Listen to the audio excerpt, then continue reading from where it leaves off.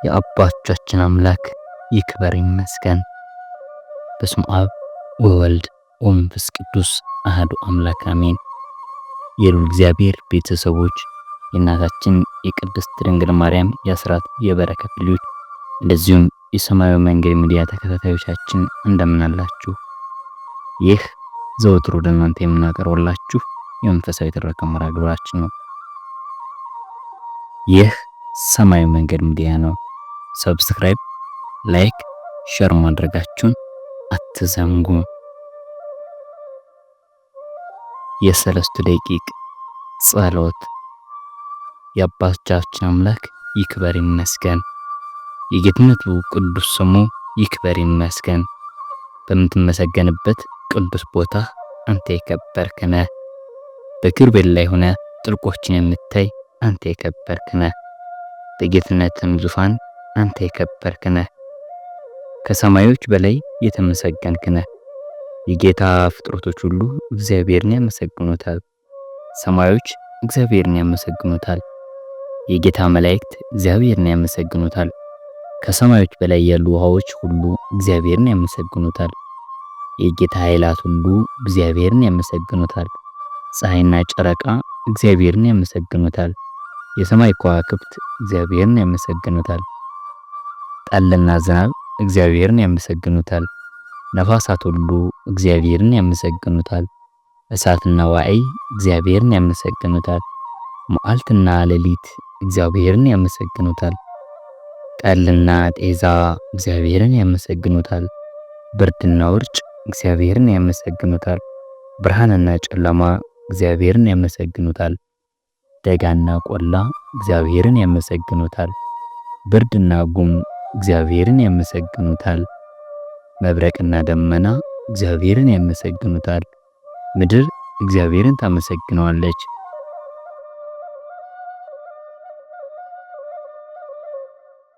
ተራሮች፣ ኮረብቶች እግዚአብሔርን ያመሰግኑታል። በምድር የሚበቅሉ ሁሉ እግዚአብሔርን ያመሰግኑታል። ጥልቆች እግዚአብሔርን ያመሰግኑታል።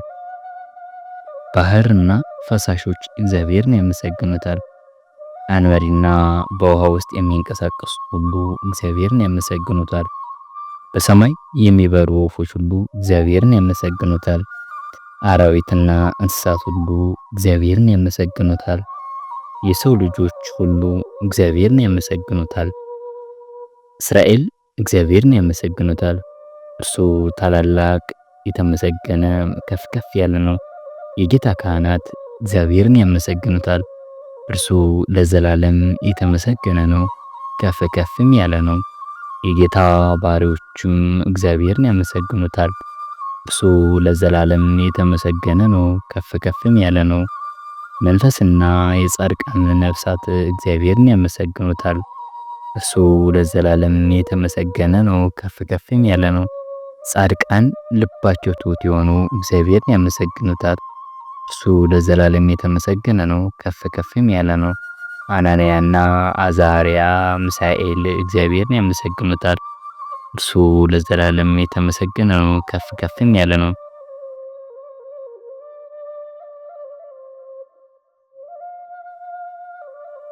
እግዚአብሔር ከሞትና ከሲኦል እጅ አድኖናልና ከሚነድም ከምድጃም እሳት አስጥሎናልና ከነበልባልም መካከል አውጥቶናልና ለእግዚአብሔር ተገዙ፣ ስሙንም አመስግኑ። ቸር ነውና ምሕረቱም ለዘላለም ነውና። የአማልክት አምላክ እግዚአብሔር የምትፈሩ ሁላችሁ እግዚአብሔርን አመስግኑት፣ ተገዙለት፣ አመስግኑት፣ ቸርነቱንም ለዘላለም ነውና። ንጉሥ ናቡከደነፆርም ሊያመሰግኑ ሲያመሰግኑ ሰምቶ ተደነቀ። ፈጥኖም ተነሳና አማካሪዎችን ሦስቱን ሰዎች አሰረና በእሳት ውስጥ ጥለን አልነበረንምን ብሎ ተናገራቸው። እነርሱም ንጉሥ ሆይ እውነት ነው አሉት። ንጉሡም እኔ የተፈቱ በእሳት መካከል የሚመላለሱ 4 ሰዎችን በዛ ያለው ምንም የነካቸው የለም። 4ኛው መልክ ግን የእግዚአብሔር ልጅ ይመስላል አለ።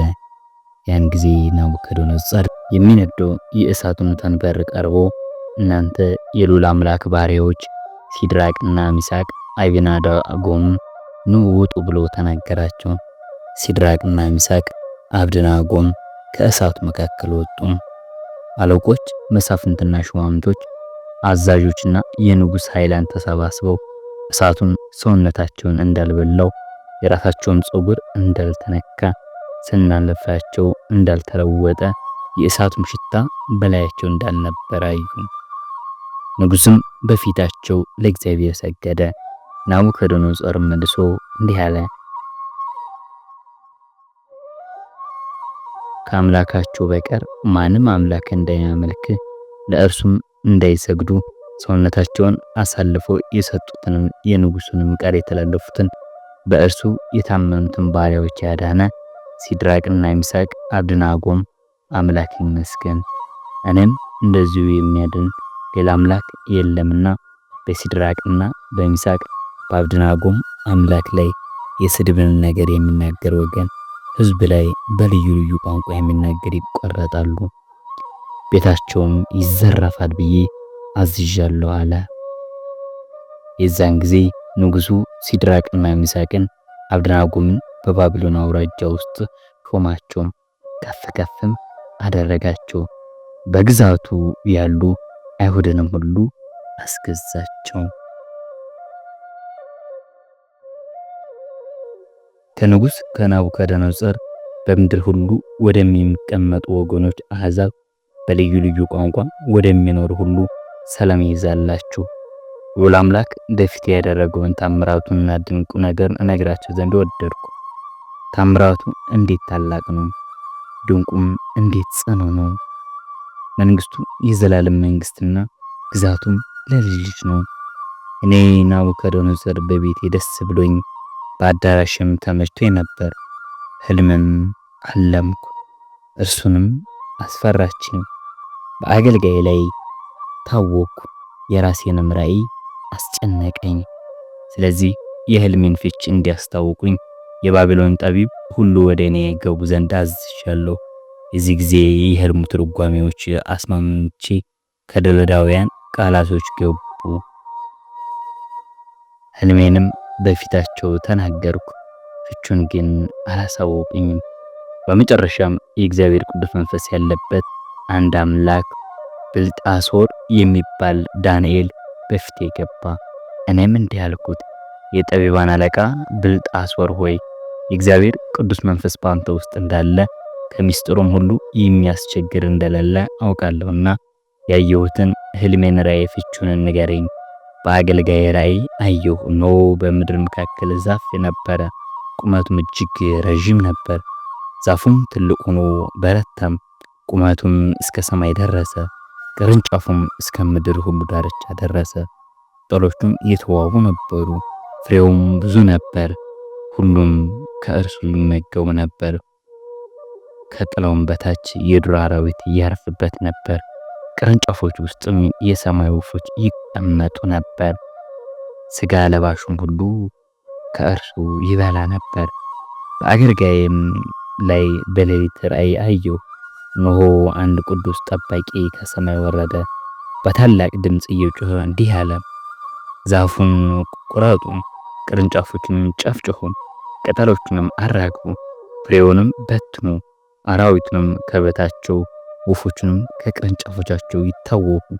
ነገር ግን ስሩን ጎትተው በምድር ውስጥ ተውት፣ በመስክም ውስጥ በበረትና በናስ ማሰሪያ ታስሮ ይቆይ፣ በሰማይ ጠል ይረስረስ። እድል ፈንታው በምድር ሳር ውስጥ ከአራዊት ጋር ይሁን። ልብም አለው፣ ልብ ይለወጣል፣ የአውሬም ልብ ይሰጠዋል። 7 ዘመናትም ያልፍበታል። ልዑል እግዚአብሔርም ሰዎቹን መንግስት እንዲገዙ ለወደደው እንዲሰጠው ሕያው ያውቁ ዘንድ ይህን ነገር ጠበቃቸው። ትእዛዙም ይህ ፍርድ የቅዱስ ቃል ነው፣ ሰውን ትዕቢት ያዋርደኛልና። እኔ ንጉሥ ናቡከደነፆር ያለምሁት ሕልም ይህ ነው። አንተም ብልጣሶር ፍቹን ንገረኝ። የመንግስቴም ጠቢብ ሁሉ ፍቹን ይነግረኝ ዘንድ አልችልምና፣ ነገር ግን የእግዚአብሔር ቅዱስ መንፈስ በአንተ ውስጥ አለና አንተ ትችላለህ አለው።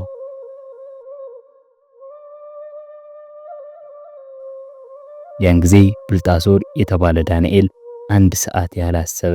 ልቡም ታወከ። ንጉሡም መልሶ ብልጣሶር ሆይ ሕልሙንና ፍቹን አያስቸግርህ አለው። ብልጣሶር መልሶ አለ፣ ጌታዬ ሆይ ሕልሙን የሚጠሉህ ፍቺዎች ለጠላቶች ይሁን። ትልቅ የነበረው የብረታው ቁመቱም እስከ ሰማይ ድረስ የደረሰው ቅርንጫፎች እስከ ምድር ሁሉ ድረስ የታየው ቅጠሉም አምሮ የነበረው ፍሬውም የበዛው ለሁሉም መብል የነበረው በበታችም የምድር አራዊት የተቀመጠው በቅርንጫፎቹም የሰማይ ወፎች ያደሩበት ያኛው ዛፍ ንጉሥ ሆይ እርሱ ታላቅና ብርቱ የሆንክ አንተ ነህ። ታላቅነትህ በስቷል፣ እስከ ሰማይም ደርሷል። ግዛትህም እስከ ምድር ዳርቻ ድረስ ነው። ወስብሐት ለእግዚአብሔር ወለወላዲቱ ድንግል ወለመስቀሉ ክቡር። ይቆየን።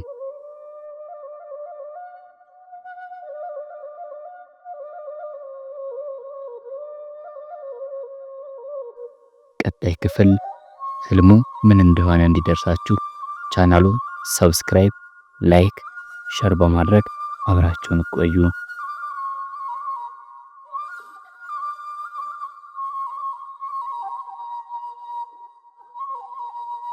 እግዚአብሔር አምላክ በያለንበት ሰላሙን ያብዛልን። ሀገራችን ኢትዮጵያን ሰላም ያደርግልን። ወስብሐት ለእግዚአብሔር ወለወላዲቱ ድንግል ወለመስቀሉ ክቡር። ይቆየን።